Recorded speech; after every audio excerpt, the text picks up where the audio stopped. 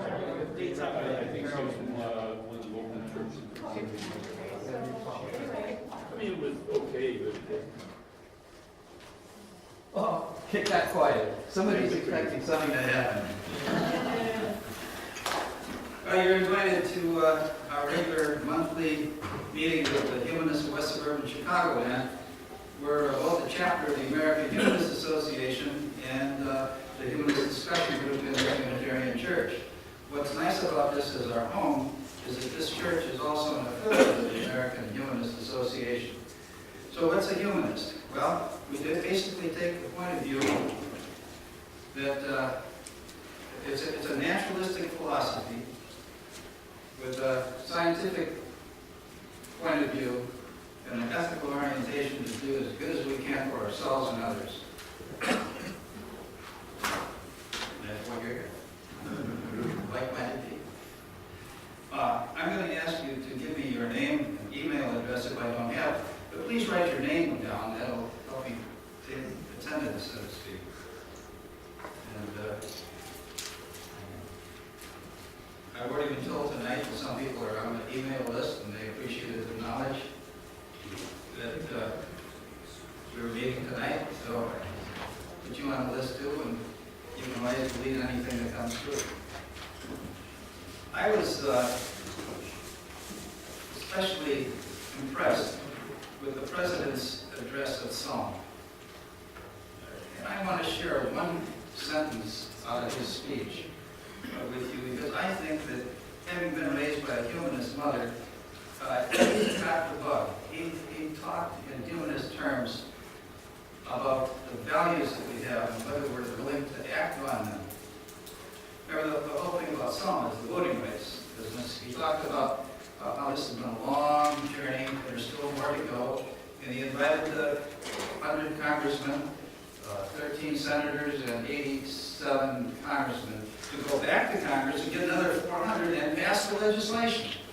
So it's that kind of push. So he says, it's in our power to remake this nation to closely align with our highest ideals.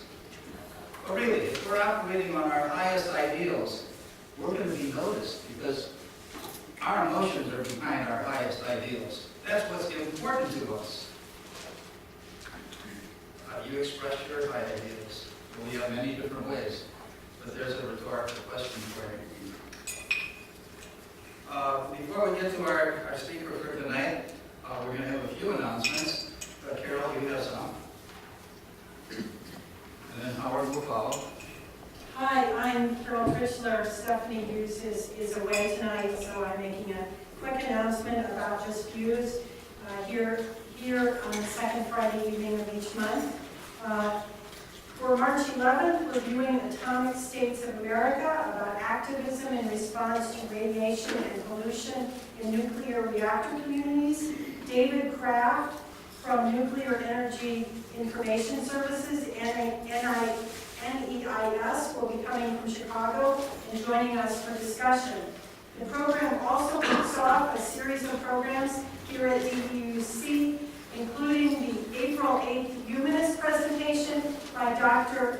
David Grabaskas from Argonne on nuclear energy safety, and Science Sunday on May 3rd at 9:30 a.m. We'll have a debate on whether or not nuclear energy is a necessary and safe component of America's energy strategy. Join us for all three parts, or as many as you can.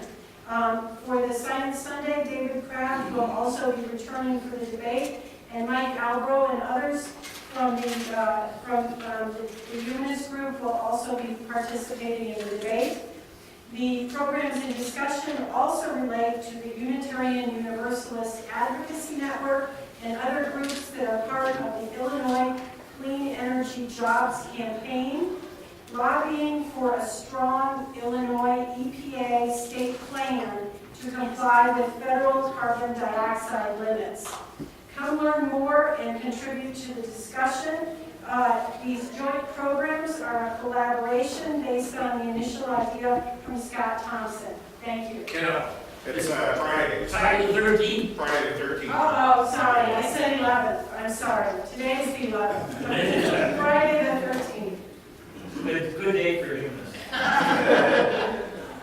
Actually, I had surgery done on Friday the 13th. It was great. For those interested, next Tuesday, the Indian Prairie School District's group, which is called the Parent Diversity Advisory Council, is holding a panel discussion on how can we welcome families of diverse religions.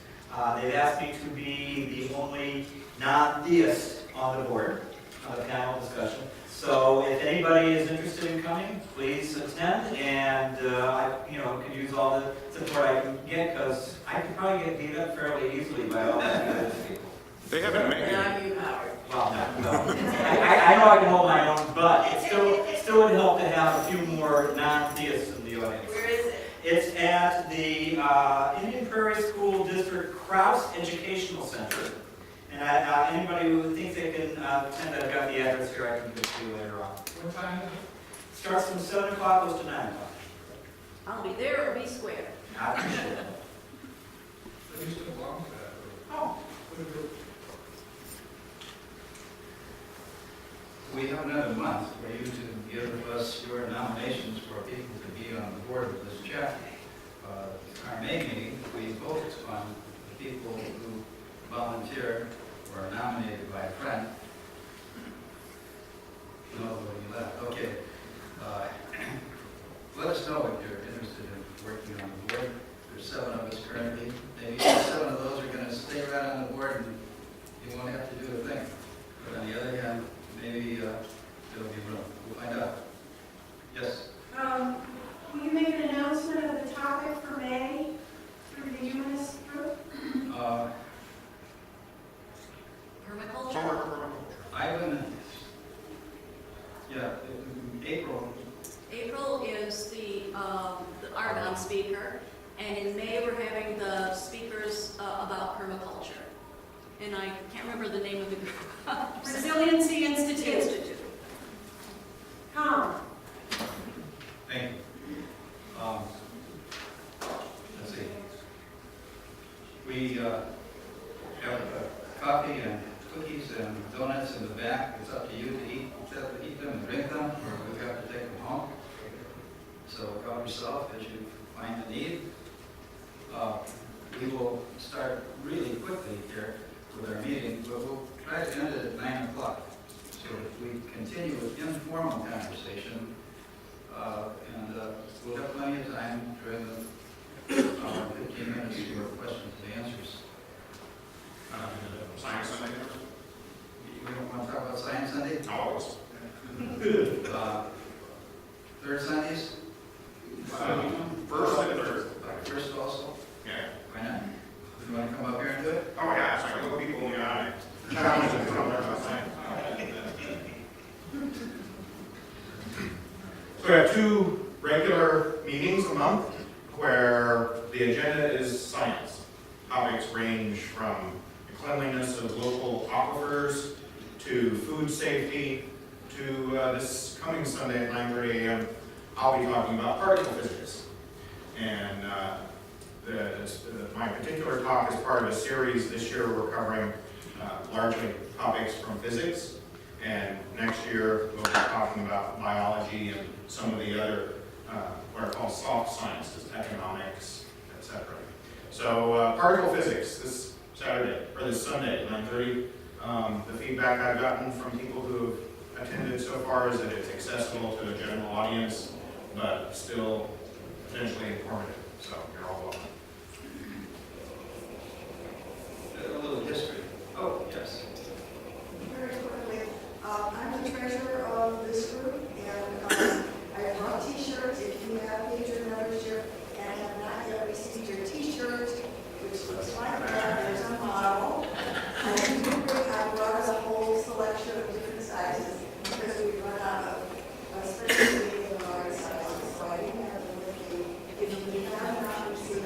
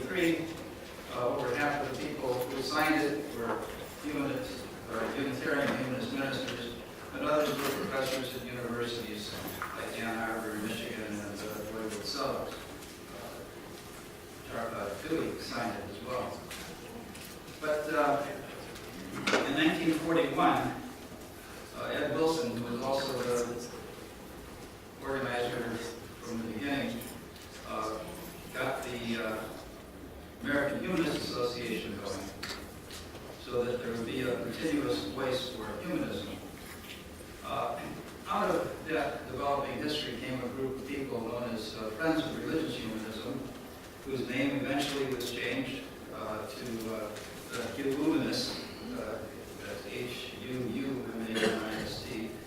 And so there's a little bit of trouble with how to yodel that Humanist thing.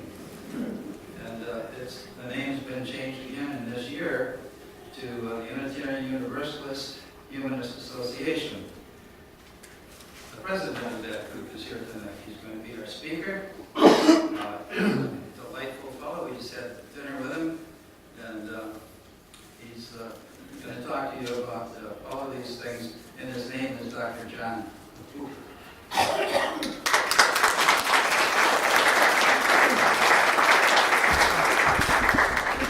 Thanks a lot, Jack. Appreciate it. I want to start off by apologizing for my voice. My allergies came early this year, which is too bad. It's really a pleasure to be here, and it's really fantastic to see so many of you here. I hope you find the evening worthwhile. What I'd like to talk to you about tonight is something that I think all of us who are in the humanist community are faced with almost on a daily basis, and this is the whole idea of there being a dichotomy between religion and secularity, religion and secular. This has been around, this whole problem, this whole challenge has been around for almost 100 years that the humanists have been evolving.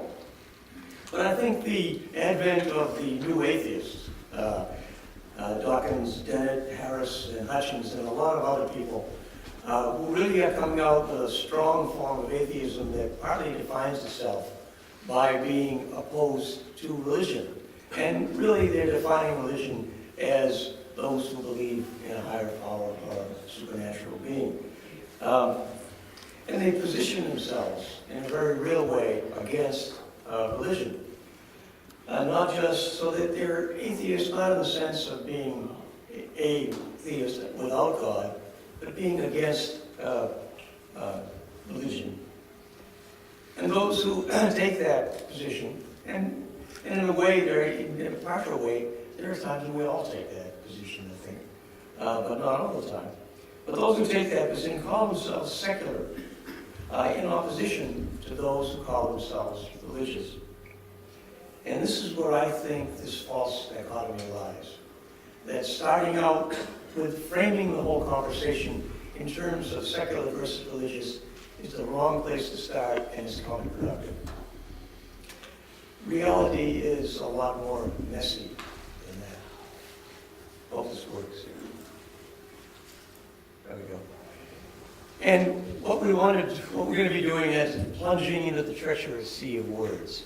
This is something that Stephen Batchelor said in his book, Confession of a Buddhist Atheist. And I'll talk a little bit more about him later on. But what we're really saying is that words, the meanings of words, are not permanent and they're not discrete. Most words are very much defined by the context in which they're used. So to use the word secular or the word religion and think you've defined something just by using the words doesn't really work from a language point of view. And the meaning of secular and religious depends entirely on the context in which those words are used. Let's look at just a few traditional definitions of religion. You'll see what I mean by context.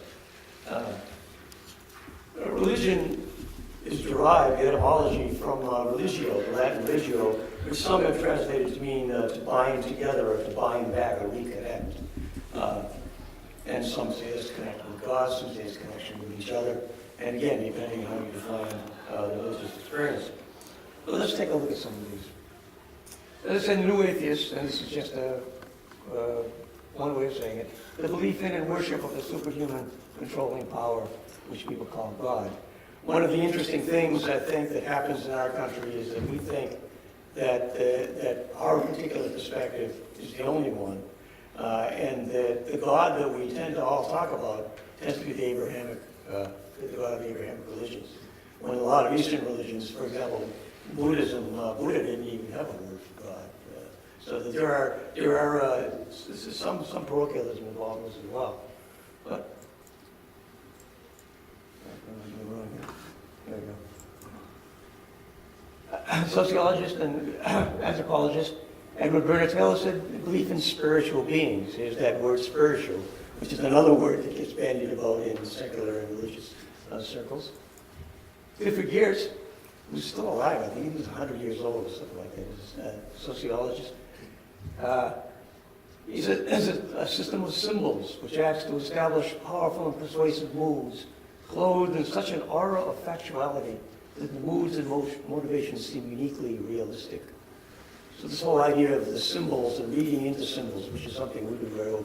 We're narrative creatures. We like to read stories into just about everything that comes our way. Emil Durkheim, which is one of the most common definitions of religion from a sociological point of view. It's a unified systems of beliefs and practices relative to sacred things, which are set apart and forbidding, uniting into one moral community, all those who believe in it. This is the old tribal kind of imperative that we tend to band together around our symbols of things that mean things to us, and make our particular community stand out from all those around us. Let's see. And William James, the feelings, acts, and experiences of individual men, this is 19th century, in their solitude, so far as they apprehend themselves to stand into relation to whatever they may consider the divine. William James had a way of saying things, sometimes clear and sometimes unclear. Well, the whole idea of it as an experiential phenomenon is how the acts and feelings are kinetic kind of thing. And religion is what we feel when we do things together in a certain way. So that's one approach. I wonder why you put me in solitude, because Pardon? these people come in a multitude when you're a lot of people in church or something, rather than in solitude. Well, yeah. And I think that's the social aspect. Now, we'll get to that. I can't seem to make this work here. There we go. Okay, we'll take both these. And Paul Tillich, the famous state of being ultimately concerned. The thing that concerns you the most is that which is a kind of a substitute for God. And then Forrester Church's Unitarian Universalist Ministers was one of my favorites. Is the human response to being alive and having to die. This is that existential challenge. What do you do with that fact when you really realize that we as human beings have the capacity not only to know we're alive, but to realize that this doesn't last forever. Okay. I think that the social aspect, and that's what that tribal thing is all about. And I don't think it's just symbols. I think a lot of times in most religious practices, and most religions, particularly those that are charismatic kind of religions, the symbols, the actions, the almost hypnotic state that people can get into that creates sort of a resonance, I think, of feelings among people. And you end up, so I think the social aspect is a combination of a lot of these, Let's take a look at secularism. That's derived from the Latin secularis, meaning of a generation or belonging to an age. And that's kind of important when we look at the derivation of this, that as medieval Christians used secular to define separation from specifically religious affairs and involvement in temporal ones, the kinds of things you had to do when you weren't doing it. And that's all the time, as opposed to the timelessness of the religion itself. Secularity today, as I've mentioned, usually interpreted to mean religiously neutral. I think most liberal religions have a secularity in terms of the separation of church and state, for example. There are actual countries that are secular, even though Turkey for a while has gone here a little bit the other way now, was a largely secular nation with a strong Muslim population. So secularity usually means religiously neutral. But some in the secular community now take a decidedly anti-religious stance. And that's what I think we're going a little bit off the beam when that happens.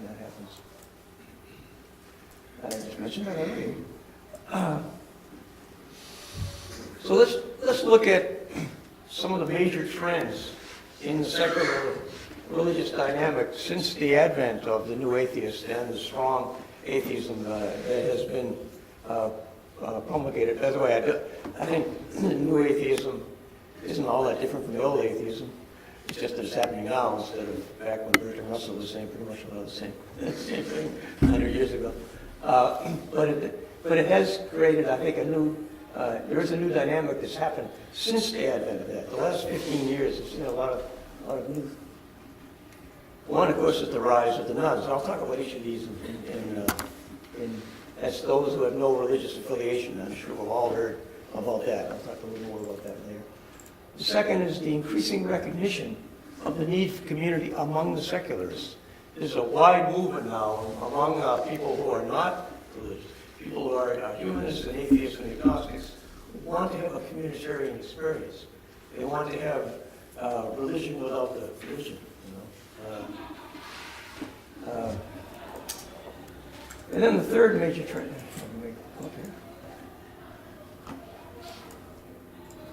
Can't seem to work. There we go. I guess I need the arrow on the screen. Figure that out. All right. There's a humanist convergence, I think, within traditional religions.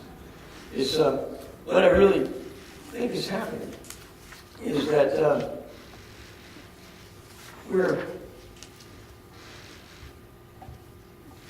Let me see if I can get back on the topic here.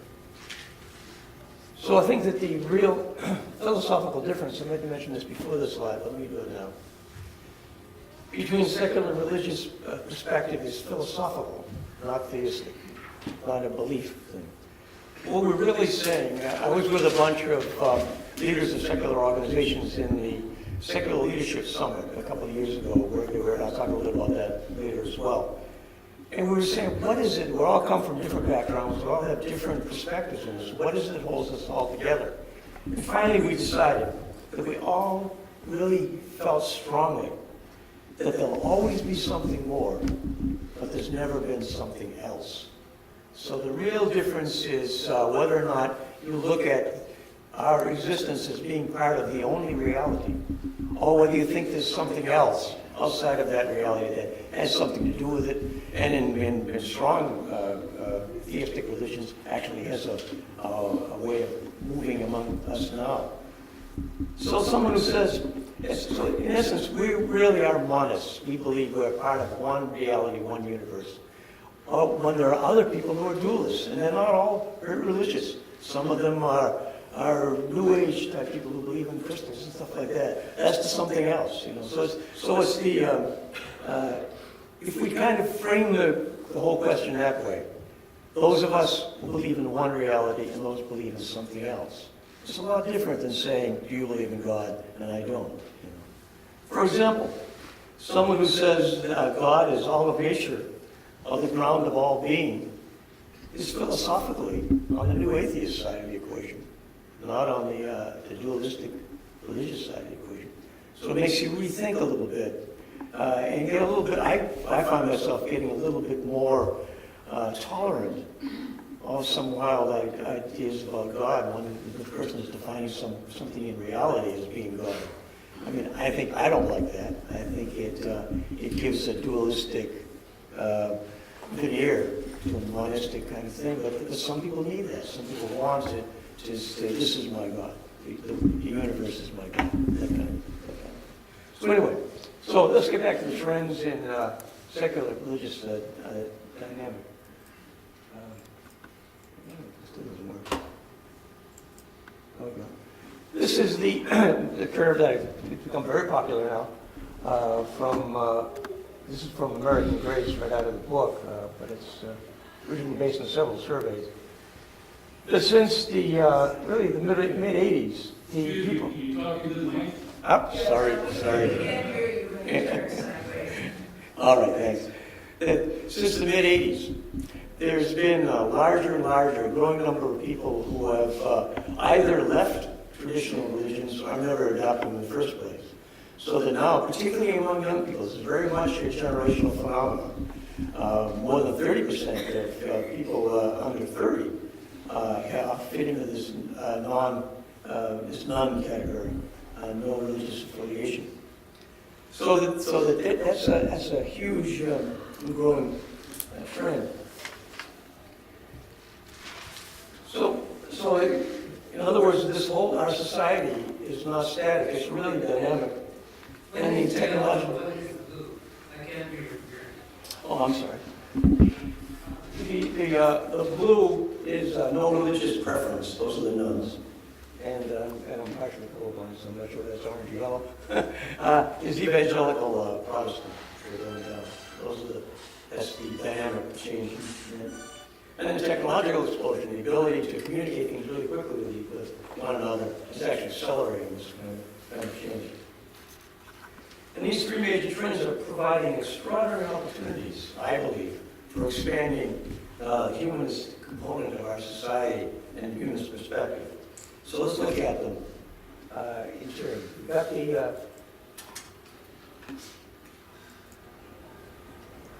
now this is I apologize for the lengthy quote, but I think it's a really good one. It represents the American secularists recognizing the need for community. And this is from Grab Epstein, who's the humanist chaplain at Harvard. The single biggest weakness of modern organized atheism and humanism has been the movement's own tendency to focus on religious beliefs, when the key to understanding religion lies not in belief at all, but in practice. In what people do, not just what they think. Now we need to sing and to build. We need to acknowledge that as non-religious people, we may not need gods or miracles, but we are human. And we do need the experiential things, the heart, that religion provides, some form of ritual, culture, and community. Okay.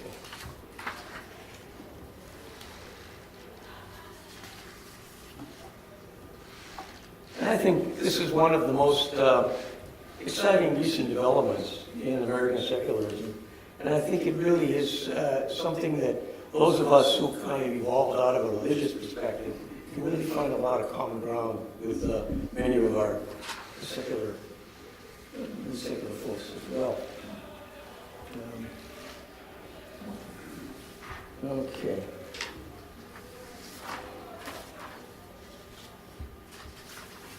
Now let's look at the third.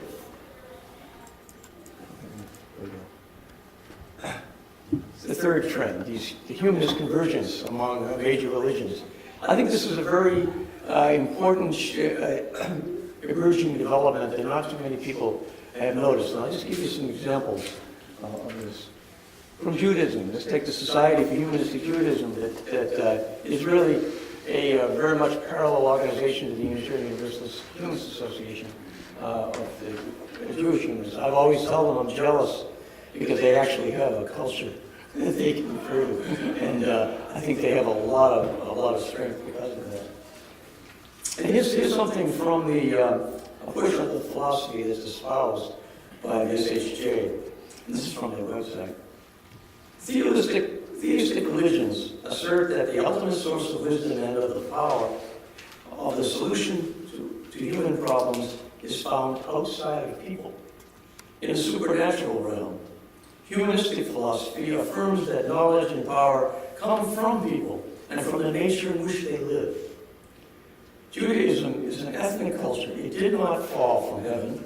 It was not invented by a divine spokesperson. The Jewish people created it. It was molded by Jewish experience. Let's look from Catholicism first. Chet Ramo was one of my favorite nature writers. He's a physicist, actually a cosmologist from a Catholic college, Stonehill College.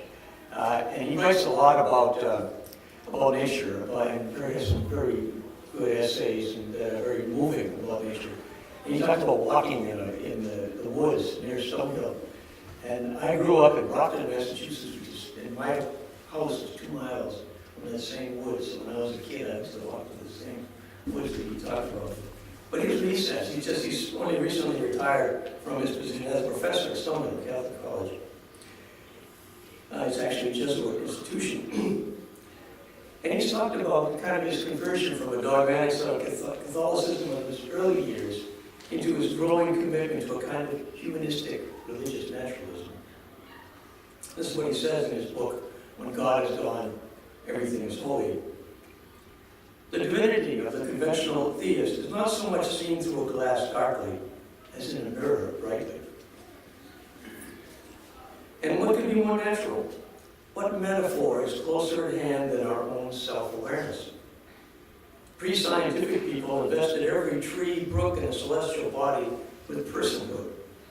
For all its grandeur and refinement, the modern idea of a transcendent, personal deity who acts willfully in the world is only the final manifestation of ancient animism.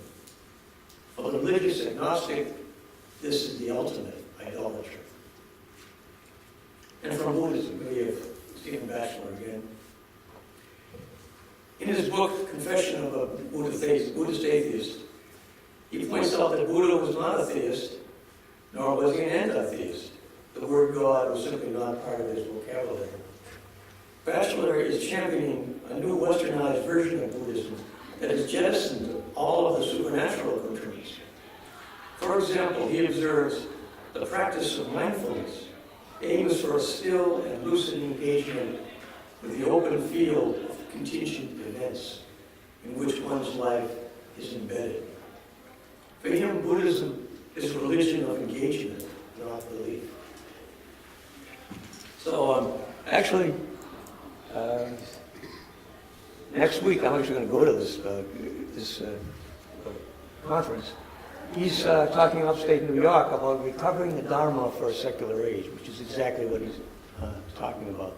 So I guess what I wanted to get across with that is there is a lot of going on in terms of suddenly evolving an evolution within traditional religions across the world, and a movement from kind of individualized secularism to a sort of communitarian secularism. And I contend that all of these things are heading to the same place. And rather than argue with each other about what the best way to get there is, let's help each other to get there. And be a little bit more humble about our own particular positions. One thing that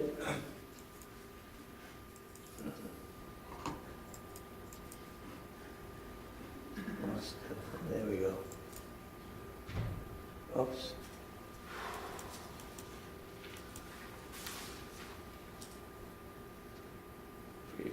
Sorry about this. Okay. So I'm calling this Rumi's Field. I think that this is from the poem by Rumi. And incidentally, I think that Jalal al-Din Muhammad Rumi may be one of the first Muslim humanists. Out beyond ideas of wrongdoing and right doing, there is a field. I'll meet you there. When the soul lies down in that grass, the world is too full to talk about. Ideas, language, even the phrase each other doesn't make any sense. So I contend that we're all kind of moving towards Rumi's field in our own ways. We ought to be respecting each other's ways. So let's look at how this might be playing out in the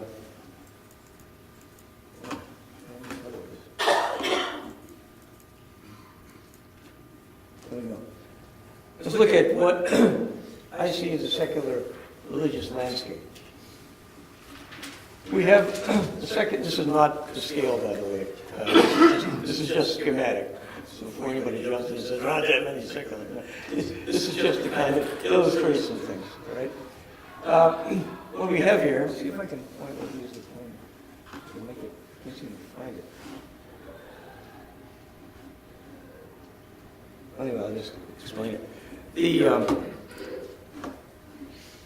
So you have, what you really have, I'm going to go over and point it to it. What you really see is increasing religiosity going this way. Okay? And over here you'd have sort of the diehard doctrinaire atheists. Over here you'd have the fundamentals of all kinds of religions. And in between you have sort of a gradation going from like I would call religiosity and some of those treacherous words. I don't know what I mean by that. I'm not going to really get into it. But you get the idea of the thing. And what I see, the role for humanism is, as a scientist, let me step back a little bit. I've learned that most of the really important things happen at the interfaces.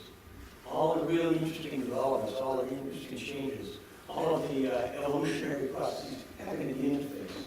The interface between the earth and the sky, for example, this little area, like fractions of a percent of the whole, of the volume of the earth, where everything happens. You know? Between cells, between molecules, it's at that interface. And I think it's true in terms of philosophical positions and life stances as well. And I think it's true in this dynamic of the religious landscape. So we've got these interfaces. Interface between seculars and organized religions, and no religious affiliation. The nuns, some of them are secular, some of them are just nothing. They don't care. What's the y-axis? There isn't any. That's why I said not. This is a schematic. This isn't a scientific diagram.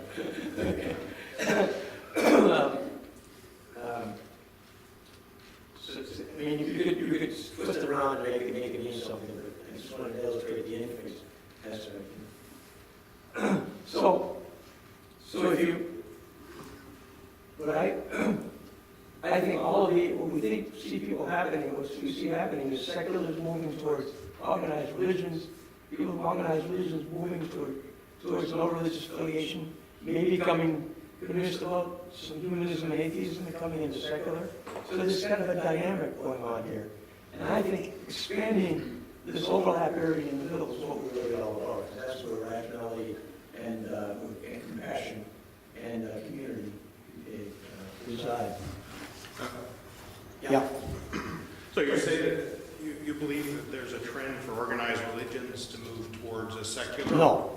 I would say there's a trend for people in organized religions to move towards, to take a position where they want to retain the sense of community, the sense of being part of something greater than themselves, having the friendships, having people there when they need them, having the rituals, music, for example. I grew up as an Episcopalian. I love the music. I still love the music. You know? And I think that retaining all of those kinds of things that are human things, but getting rid of the other, something else. You know? So I think people within religion, some of them will influence their own organized religions, but many of them will move into other spaces. And I think that's where the opportunity lies. Do you have an idea about what's driving people to move in that direction? In growing up, we're a very young species. You know, compared to species that have been here for a long time, we're just in our teen years. So I think that as a society and as individuals, as we learn more about what reality is really all about, as we understand that even our own feelings and our own sense of the kinds of experiential things have a cause, and rationality and feelings kind of mixed together. People are beginning to look at reality as it really is, but not wanting to lose the experiential aspects of what they have in religion. So I think it's almost a kind of a coming of age for our society and for individuals in it. I just think that that's why I think it's a trend, and that's why I think it's going to be irreversible in the long run. And that, yeah. I think I just want to point out that if there is a movement from religion to no religion, that's maybe up to the millennials. Those that are 60, 70, they're not moving off that way. Those that are in their 50s aren't moving off that way. Yeah, you're right. It's a younger, it's a newer generation. Exactly. Moving off that way. You're right. I just didn't want to have the impression that all of these No, you're right. I think that, in fact, it's very slow for people over 60. I mean, you don't see that's where, I think the percentage there is down in the teens or less, or something like that. I don't know the exact figures, but you're right. This is very much a generational phenomenon, but even that, sure. I think that's how technology drives it. Knowledge gets around a lot faster than it used to. People know things that they wouldn't have known. They wouldn't have learned as quickly. So I think that we're in almost a geometric kind of progression. The faster we get to know what reality is all about, the more we're going to kind of lean towards this monistic. I'm a part of everything, and I want to understand how I work, what I want to do, what makes the world better. I think there's a lot of pushback. I think the virulence we see in the more fundamentalist religions is a fear, because they see this happening, and they want to build walls, they want to hold people in, and I think that's there's a real, I think, struggle going on between kind of a tribalistic approach to things and a humanistic kind of universalist kind of approach to things, not the universalist. Oh yeah, I can make this thing work again.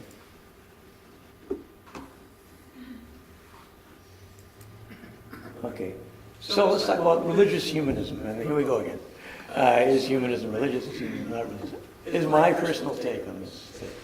I think humanism per se is not religious, but there are religious humanisms. Okay? I am a Unitarian Universalist humanist.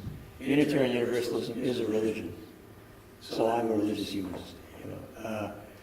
People who are, I don't mean a lot of that, but I think humanism in general has this real opportunity here. Come on.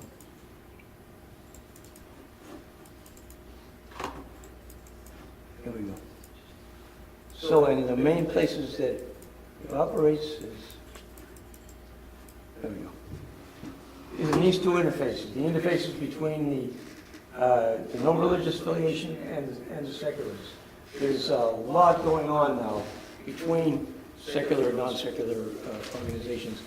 There's one thing that I'm particularly enthusiastic about, is that we need to get a free thinker, non-theistic religious humanists into the so-called interfaith movement in a much bigger way than we already are.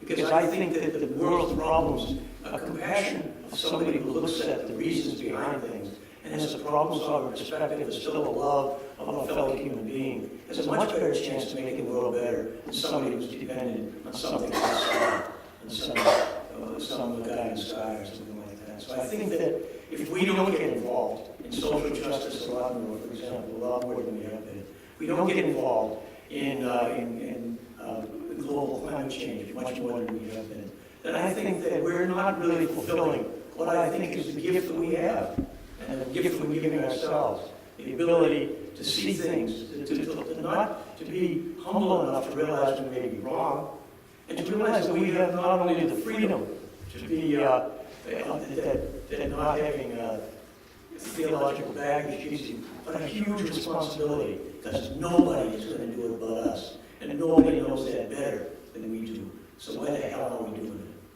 it? Okay? Anyway, I didn't mean to get off on that. That's my soapbox. So anyway, I wanted to do some time for questions, but I think I wanted to go a little bit, Jack's already covered a little bit of the historical background on the origin of religious humanism. I'll just go quickly through this. There are some people in this room that know a lot more about this than I do, so I apologize if that's something wrong. As Jack mentioned, around the time of World War I, two Unitarian ministers began to preach and teach a religion without God. And I can't make this thing work.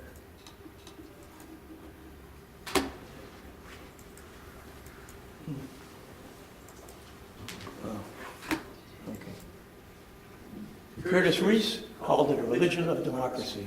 I always like that. And John Dietrich called it humanism. During the 1920s, divinity students from the University of Chicago and the Unitarian affiliate Meadville Theological School embraced this new religious humanism. In 1933, the students organized something called the New Humanist Fellowship. The students asked Unitarian layman and philosopher Roy Wood Sellers to draft a statement summarizing the beliefs of religious humanism, and that became the Humanist Manifesto. As Jack mentioned, of the 34 original signers, half of them were Unitarian ministers. And they considered the Humanist Manifesto not just to be a statement of philosophy, but an outline of their own practices, their own religious practices. We'll go faster, I can make this thing work. Okay. Religious humanism, as defined in the manifesto, combined a worldview of scientific naturalism with the compassionate ethics of a world community of free and equal human beings. The first Humanist Manifesto was silent on the existence of supernatural entities, miracles, and individual life after death.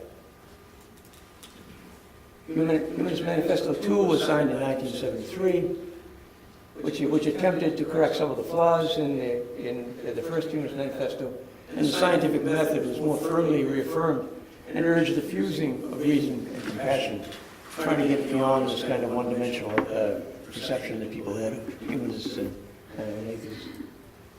And the leaders of the American Humanist Association generated Humanist Manifesto 3 in 2003.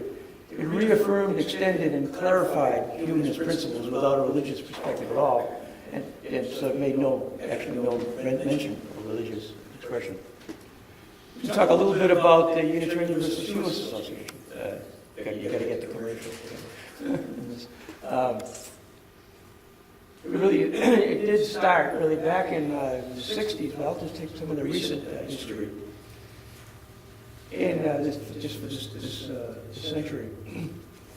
At the UUA General Assembly in Cleveland, the Friends of Religious Humanism became the Humanist Association. And as cute as that name was, there are people that thought it really didn't have convey enough of what we're all about. The goal at that time was to be a grassroots UU humanist network open to both clergy and lay people and fellow travelers. There were an awful lot of people that were not UUs that, and still are in the UUA. And became, and still is, I think, the primary voice for humanism within Unitarian Universalism. At least the primary organized voice. There are probably 50,000 voices in the UUA. An interesting happened in 2006. The Unitarian Universalist Association decided to do away with affiliation status for a large number of organizations that held that status with the association. There are a lot of different reasons that people say for that. But we became essentially disaffiliated with the UUA. Now, since we have our own 501c3, our own nonprofit, that actually turned out, I think, to be a benefit. We changed the name last year to the UU Humanist Association. I became president, by the way, in 2010, but that's not important. Come on. Sure was missing anything here?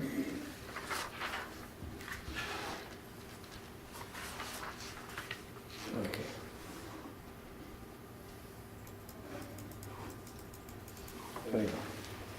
So we're not formally connected to the Unitarian UUA. We have this nonprofit, individual nonprofit status. This puts us in a really good position, I think. Because although the bulk of us are Unitarian Universalists, we don't have to cater to anything in the UUA. We can affiliate and we can associate with secular humanists and secular organizations as well as the UUA without feeling like we have to ask anybody's permission for it. And when you look at our mission, you'll see why this is important to us. Come on, let's go. There we go. This is the whole mission, I'm sorry, with all the words. But we're committed to humanist principles of reason, compassion, and human fulfillment. Enumerated in the Humanist Manifestos and the 7 Principles of Unitarian Universalist Association. So we have a twofold mission. One is to promote a broad acceptance of humanism in our society, but particularly within Unitarian Universalism and its congregations. And 2, the one we're spending most of our time on, is to provide an active interface between Unitarian Universalism and the secular community. And this is a bridge that goes both ways. I think the best way to get an understanding in the secular community about what Unitarian Universalism is all about is for you use to join the secular community. I think for Unitarian Universalism to get back to its bedroot core principles of humanism is to have more secular people coming into Unitarian Universalist congregations. There are people coming in from Christian congregations because why shouldn't there be people coming in from secular community? So that's what we're all about, and we're actively pursuing programs. So what are we all about? Let me talk a little bit about our particular principles. We're gradually adopting the humanist religious perspective as a predominant lifestyle. I say gradually because there's a whole spectrum of humanists, just like the whole spectrum. There are more denominations among secularists than there are among religions, believe me. Anyway, and we're just as secular, as a secular community, in the traditional sense of being this worldly. I wish I could make this work better, sorry.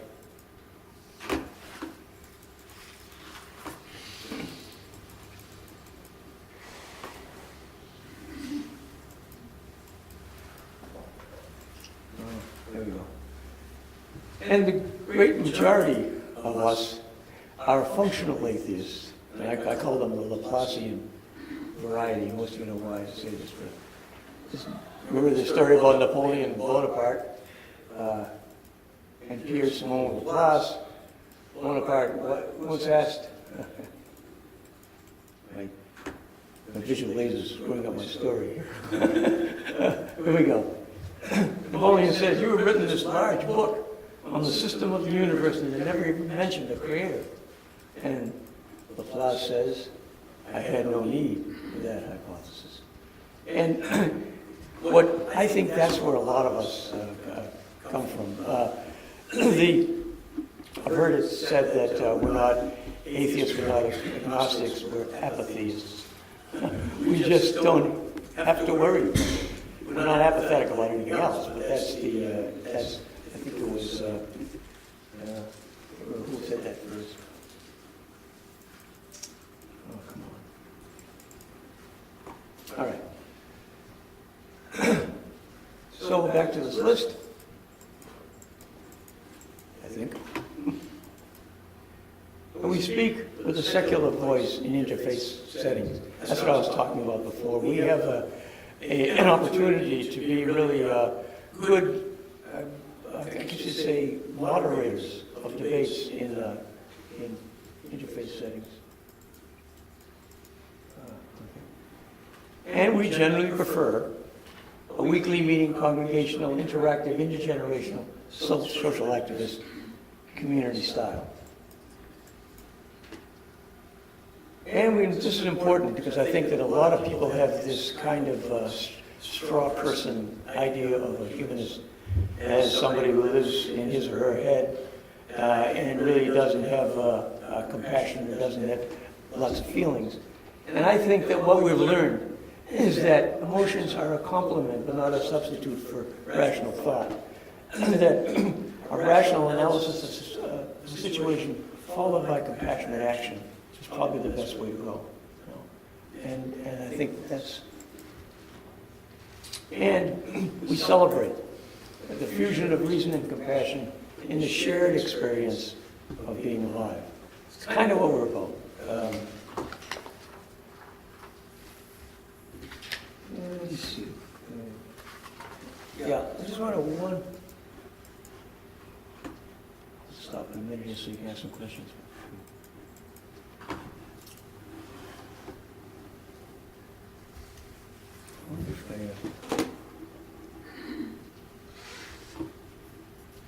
think I figured out what it was. You can't do it on wood, you can't do it on paper. Do it on something blue, it works. It's just the optical aspect of it. All right. So this is what, I'm a scientist, so I got a model for everything. I'd say, I apologize for this, but I think this gives you some idea of why I think this independence is important for us, why I think it's becoming very useful. If you look at the Unitarian Universalism itself, one of the aspects of it, one of the characteristics that some people think they go into far is inclusion. And it's a place for everybody, Unitarian Universalism. And the main thing is that there's a lot of acceptance. So you are going to have religiously oriented nuns, joining Unitarian Universalists. You're going to have a large number of secular nuns getting really involved in secular Humanist organizations. And we see that happening. What I see our positions between these two things, that being a bridge, being an interface between the secular world and the secular nuns in Unitarian Universalism provides an opportunity for a flow through this whole system. And I believe because of that I think there's nothing as convincing as reason, nothing as convincing as compassion that's followed by it. Somebody loves me because they understand me. I'm a lot more impressed. They just love me because you said so. So I think that there's a natural kind of, I used to call it moving to this kind of position. And as people move through this this kind of dynamic, then there's a sweet spot. And I think that sweet spot is in the religious secular humanism place. Not settling in on the starry atheist, not settling in on the theistic part. So I think by promoting this communication, promoting this flow of information, flow of people back and forth, we're going to end up strengthening the free-thinking community in general. Just to show you a little bit about who some of these secular organizations are. A couple of months ago, I went to the 2015 Secular Leaders Summit, and these are the organizations that were represented there. And I'm not going to go through them all, but you can see a wide variety of organizations. And some of the things that we're doing with some of them, we are full members, full board members of the Secular Coalition for America. Really, the lobbying and philosophical group really pushing for the separation, continued separation of church and state, to fight the invasion of religious communities into the public sphere. The American Humanist Association, a couple of us here on the board, the American Humanist Association. And we're working closely in a number of these. This group is really a good example of that, because this is an AHA group, it's a Unitarian group, and it's a Humanist group. I think we want to see more of those, and we're working with them on trying to make that happen. One very specific project is something called the Humanist Archives, that are now located at the Lombard Theological School, which, by the way, I think is the last best hope we can get in ministries, if we can make sure that we build make sure they stay humans.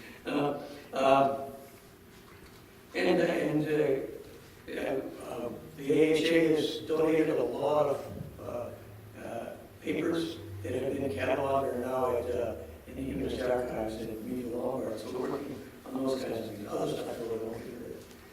The Humanist Institute. I and several other UHA members serve on the board of the Humanist Institute. We teach classes. We really, I think, now firmed up the curriculum. Paul's a graduate of the Humanist Institute, and it really is an opportunity for people to become really knowledgeable, broad-based humanist leaders. And I think the curriculum is getting better and better, and the attraction of the group is getting better. And we need to get more Unitarian for Humanist Studies. This is a scholarly group. Many of the scholars and the leader of the group, Tony Penn, is at UU. There's many of the scholars like the provost of Eden Lombard is one of the scholars. Secular Student Alliance, one of my favorite groups. This is, they form essentially free-thinking groups on campuses, both college and both university and high school.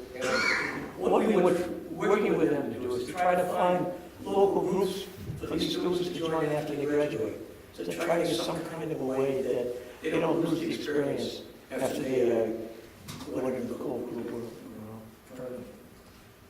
The Clergy Project. This is just something we've started right now, and a lot of other groups in the secular community are working on this as well. There are over 500 ministers, former ministers, some of them still ministers, rabbis and priests who have lost their faith. And they've joined this group called the Clergy Project. Some of them are really active in it, some of them are actually looking for other positions that don't, we think that there's a real possibility of coming up with a quick training program to convert them into, say, Unitarian Universalist Humanist ministers. Okay? Probably a good set of learning skills in humanism. We think that some of the Humanist Institute could help there. And then some way to get familiar with Unitarian Universalist polity. They don't need to be taught how to be ministers, priests, and that sort of, how to be clergy, or how to do that. But they know they have to know how to be practicing humanists and practicing Unitarian Universalists. And there are lots of congregations that are looking for people like this. So we don't know exactly how this is going to go. We're starting to work with with people from various places along the way to see if we can make something like this happen. It's a win-win, for many guys. The Military Association of Atheists and Free Thinkers. It's funny, at the last Secular Leadership Summit, Jason Torkey, who's the leader of MAAF, and David, what's his last name? American Atheists. David Silverman, of the American Atheists. David Silverman says, we're the Marines of the free thinking movement. And Jason Torkey says, I represent the real Marines, which I thought was pretty good. That's the kind of atmosphere that's been developed among these groups. It's a real kind of mutual support. But anyway, what we're trying to come up with, what we're trying to do with them is see if we can get more humanist chaplains into the military. There's a real, particularly Christian kind of bias in the military, particularly in the military institutions, training institutions. Yes. Do you see it as a positive thing to have so many of these organizations? Would it be better if you're bigger making that rather than having one? Oh, yeah. There's, I think the formation and combining and dissolution of secular organizations is like breathing. You get a whole bunch. Somebody disagrees with a consolidated lot. They disagree in certain point, form a separate organization.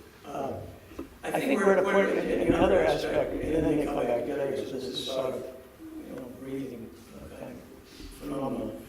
I think there's another aspect of this, and that is that they all have a specific kind of, not all, there's a lot of duplication in some of these groups, but many of them have a specific focus.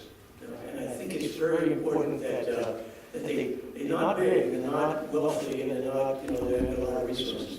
So to divide up the job into a lot of these really important foci, I think is important. I think having a secular coalition for America also has allowed us to kind of get together to look at maybe not duplicate efforts and help each other. So I think coalitions are the name of the game right now. Maybe in time it'll end up being fusion into fewer larger groups. I think it would be better sometimes. one thing about free thinkers is they think freely. You know, and then the one strong aspect is that it's tough to, to get us together. Anyway. And I already mentioned the Secular Humanist Society of Judaism, and the other religious humanist organization is the American Ethical Union. And we're working together to try to see if we can form something called Communities Beyond Belief, where we identify either congregations or meetings, including things like Sunday Assembly, where people can go if they have these kinds of, and have them with them, have a almost an approval as being a flag as we are a community. You can come here and trust that we won't throw any guns at you. So anyway, those are a few of them, and lots of other stuff going on. I'll just finish quickly by saying I think this is a really exciting time. I think it's particularly, as somebody mentioned, really exciting time for younger people. And we need younger people. I think that people that understand the rapid pace of change in learning and communication, people that are not encumbered with some of the baggage that we have, because they don't have to be convinced, they don't have to change their mind, they can come to this fresh. So I think our goal should be to increase the diversity of our memberships and to really focus on working together within religious communities and within the secular community. Forget about the God thing. Talk about whether there's something else. Fight for the thing that is, not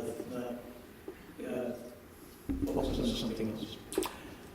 So that's it. I'm sorry. I took a little longer.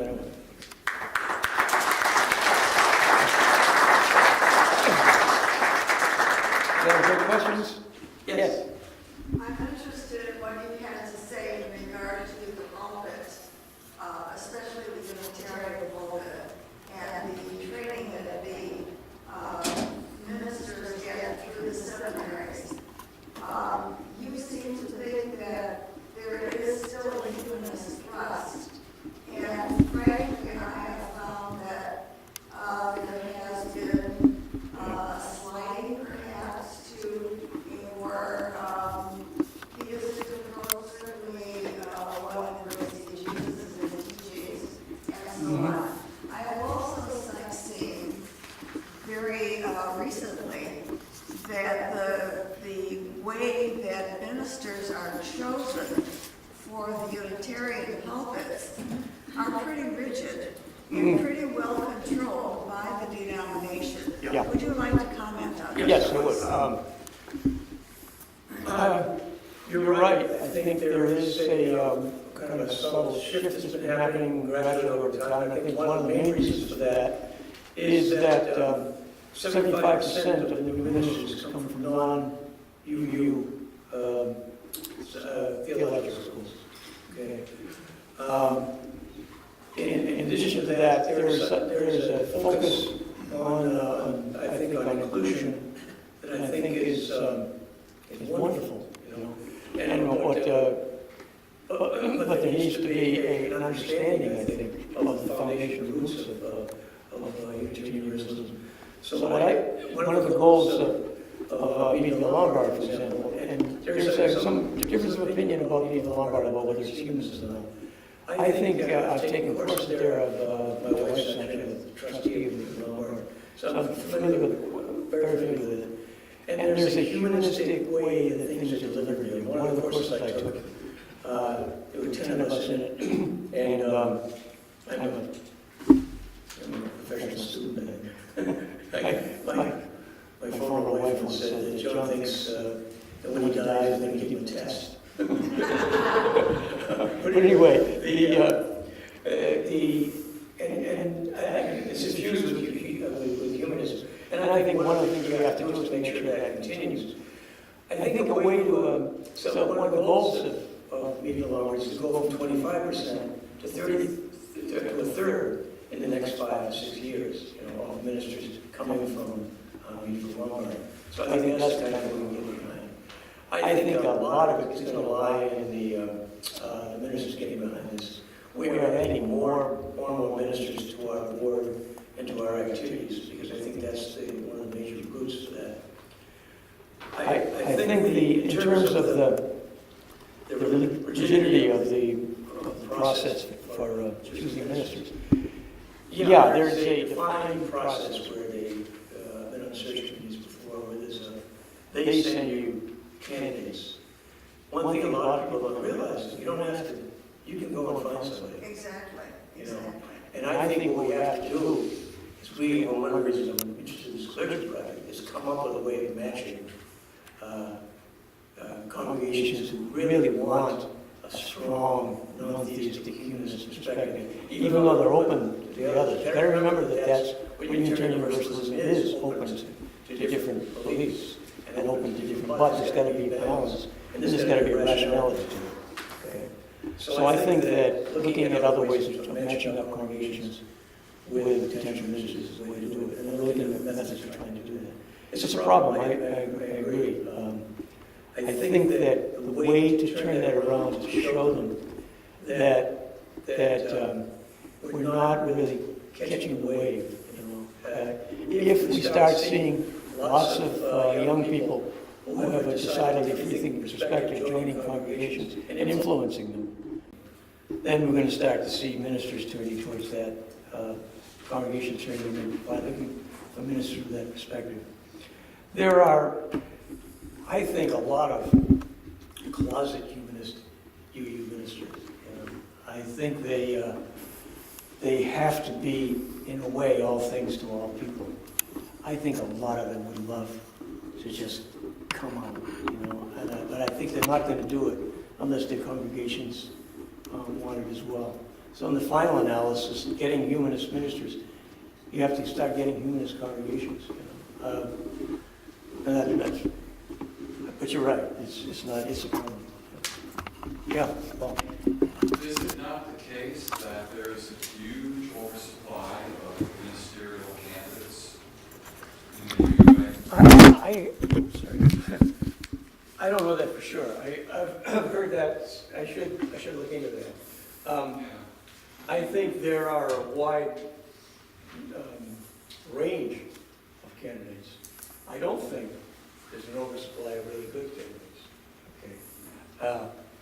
And I think one of the challenges that the UUA, the placement people have in UUA, is how do they deal with all the people that come to them from Yale, from Harvard, from Christian theological schools that want to be fellowshipped as UU ministers.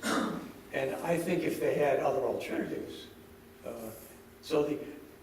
think there's an oversupply of people who would like to be UU ministers. Yeah, but not all of them have come.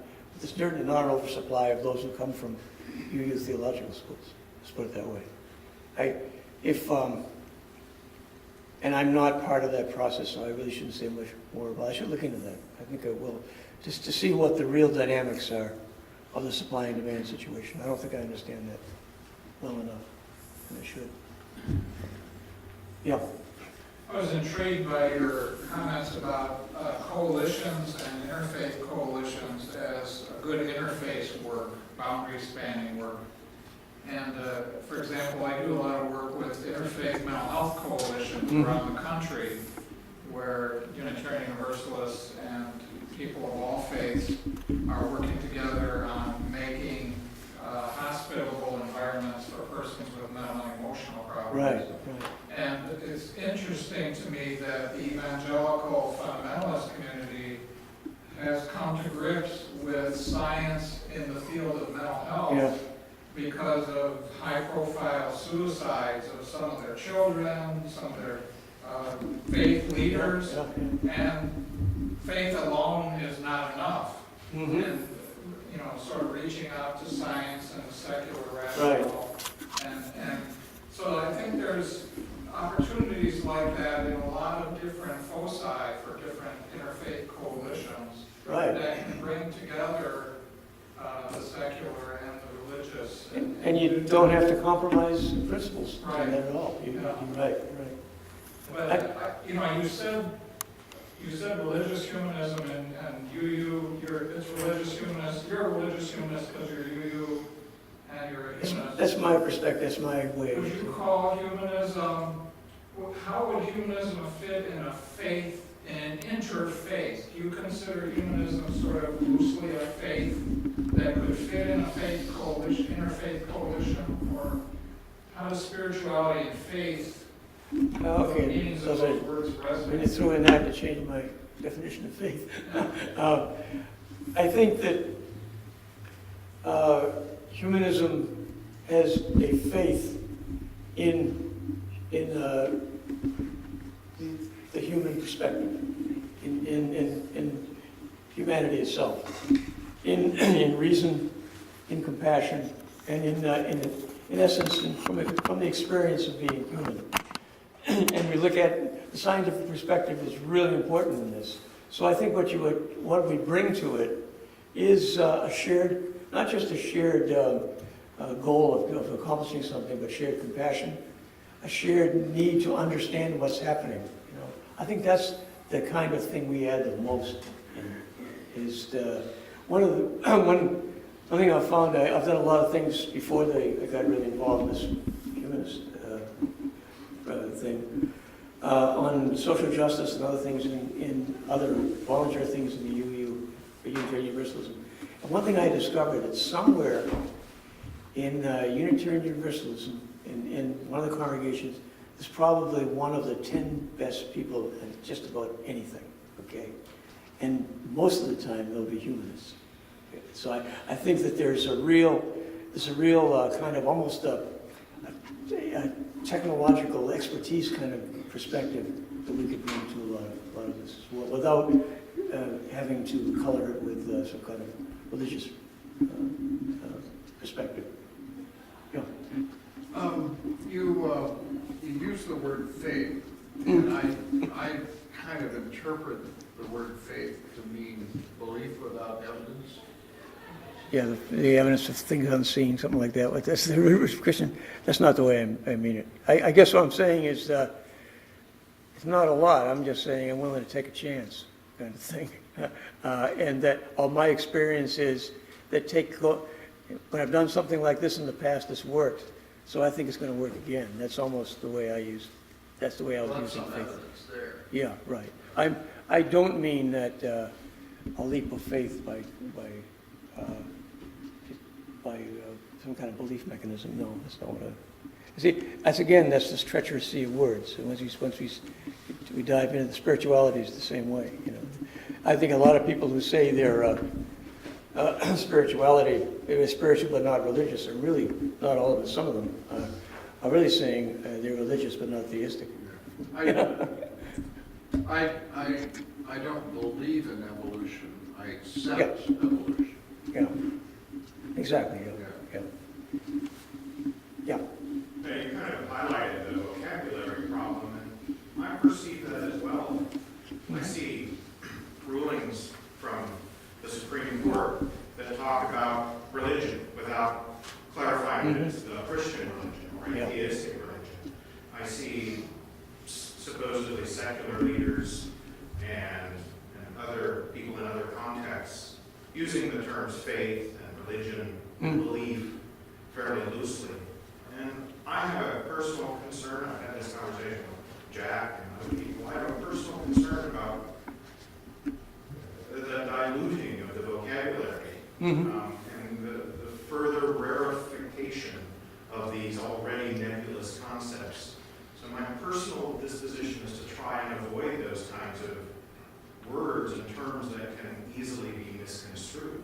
What's your perspective on that? I think avoidance is playing right into the hands of the people who want to use the words for their own benefit. I think that if we just don't use the word religious, if we kind of go along with this secular religious dichotomy, we've given up religion to the fundamentalists, to the believers. And I think that would be a mistake. For example, I think when people talk about spirituality, but not, we've got to say, what do you mean by it? I think I'd much rather kind of delve into what is trying to be conveyed by the term in the particular context, rather than saying, no, I'm going to find another way of saying it my way, and then having come up with some kind of a scientific, factual explanation nobody even listens to. It turns people off, you know. I mean, we're emotional creatures too. We're going to have to come up with some ways of making what we think is the way to go into something that people can feel and emotional about. So but I think you're right. I think we spend an awful lot of time. That's part of what I'm talking about, arguing about words, you know, and important things need to get done. Yeah. The problem, though, comes into how the rest of society recognizes the words. The AHA was just involved with a case of a prisoner in North Carolina who wanted to start a humanist discussion group. Yeah. And the prison wouldn't let him because they did not recognize humanism as a religion. Right. Now, a lot of us in the room also don't recognize humanism as a religion per se. I use the phrase myself, ethical philosophy. Right. But there's no legal standing for philosophy. There is a legal standing in the law Right. right now for religion. So we have to play the game is the problem. And that's right. That's right. Okay.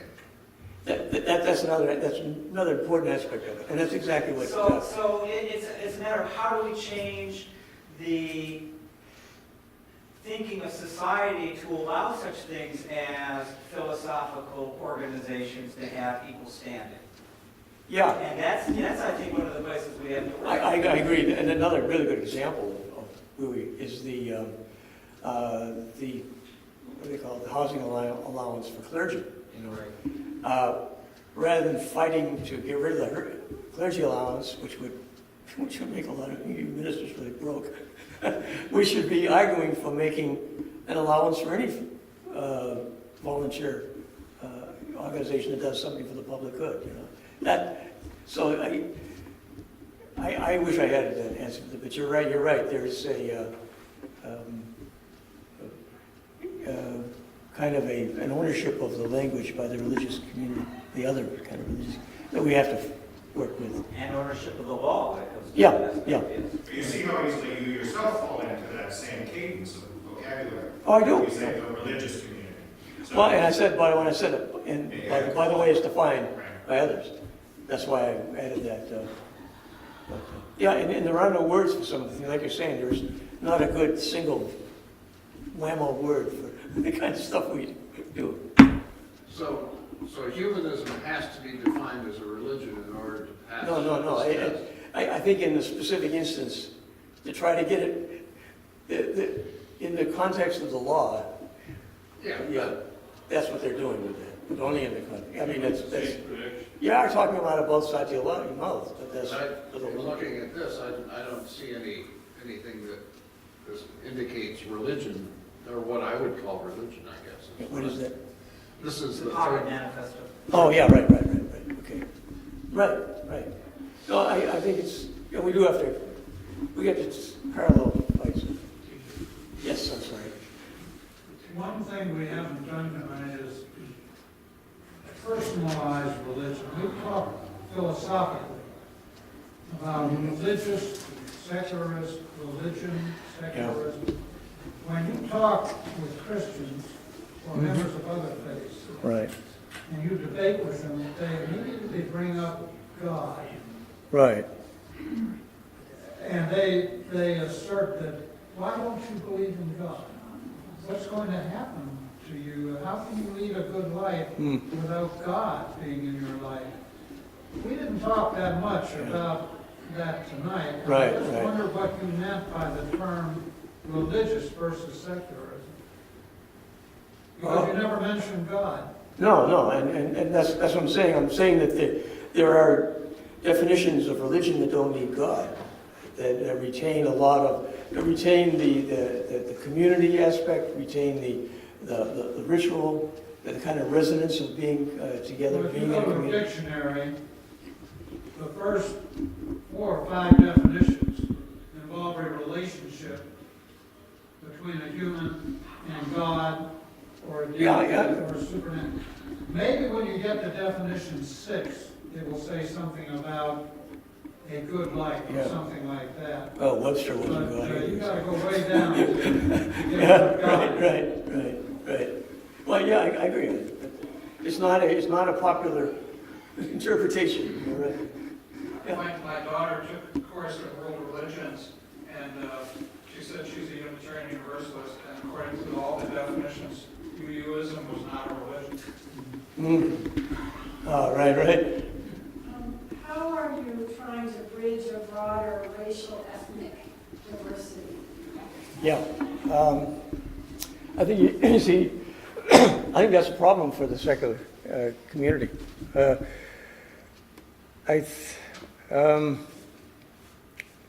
to think of how I can be specific about this. I think in terms of our the people we involve in, say, our leadership, you make sure that there's a diversity of representation. The AHA has a whole several foci on that particular issue, including there is I think again with young people, kind of an exciting thing around. One thing I never realized, for example, was there's a real strong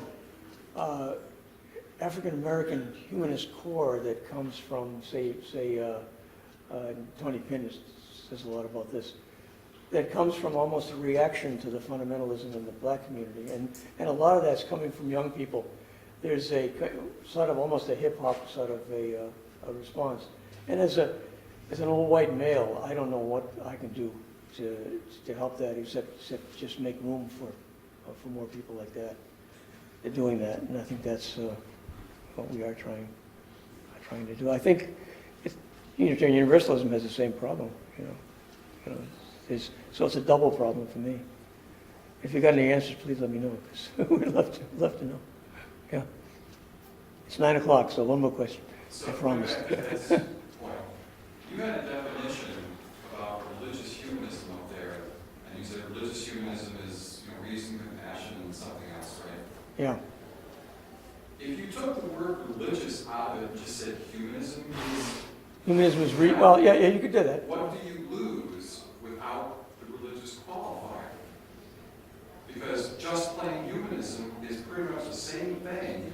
Well, I think in general you wouldn't lose. I lose something because I'm a Unitarian Universalist. I really do think that there's. I was brought up as an Anglican, as an Episcopalian. I was going to be an Episcopal priest, and I was a nun for years, and came back and discovered Unitarian Universalism, and really felt at home. It felt like coming home, like so many people say. So I really have a lot of myself in Unitarian Universalism. So just saying, so I think I do qualify as a religious humanist in that perspective. And the religion, it's really reason, compassion, and community are the three things we look for now. Would that mean the creed? No, we don't. We're non-creedal. That's another thing about the. What part of that would be lost without the religious part? What part? Probably. I think that when you throw the community into the thing, you can call that a religious sort of, So your definition of religion then is my definition of religion is much more anthropological and sociological than it has anything to do with beliefs. I think that's supernatural. I think that's a point he made, that religion often has more to do with community than with anything else. And ritual in a sense of history, legacy. Right. And it seems to be more compatible with aspects that we have from an evolutionary perspective, the kinds of things we need. But I know what you're saying, and I think a lot of people are working on that, and that's what the Sunday Assembly is all about. Is to have the same kinds of things without even calling anything at all about religion. My feeling about that is, okay, do that, let's help each other kind of do that. That's I think rather than arguing about whether that's the right perspective or the religious, what I'm calling a religious perspective is right. Well, I guess I'm less concerned with what's right or wrong perspective Yeah. What are you talking about? Yeah. Because people, to me, how how people use words is. Well, well, part of it, we are going over time, this is the last thing, then we can make it informal after that. I think it makes more sense to be an evolutionary humanist than a revolutionary atheist. Because I think what's happening is that people, even in the so-called, as I mentioned, organized religions, are evolving towards this perspective. So rather than just cast off all the history while people are just still in that process, really puts a barrier up, rather than kind of encourage. That's from my perspective. And that's going to have to be it, because I promised.